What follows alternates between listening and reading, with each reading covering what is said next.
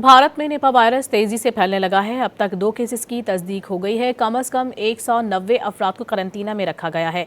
आलमी इदारा सेहत के मुताबिक इस वायरस से अमवात की शरह 40 से 75% तक हो सकती है, जो इसे कोरोना वायरस से कहीं ज़्यादा महलिक बनाती है।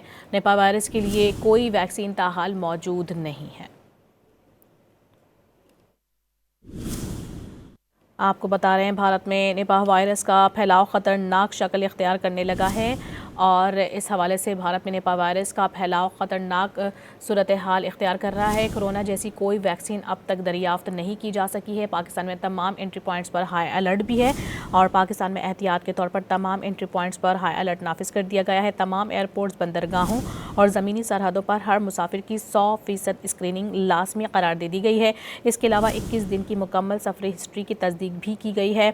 तमाम क्लियरेंस के बाद किसी फ़र्द को पाकिस्तान में दाखिले की इजाज़त नहीं होगी।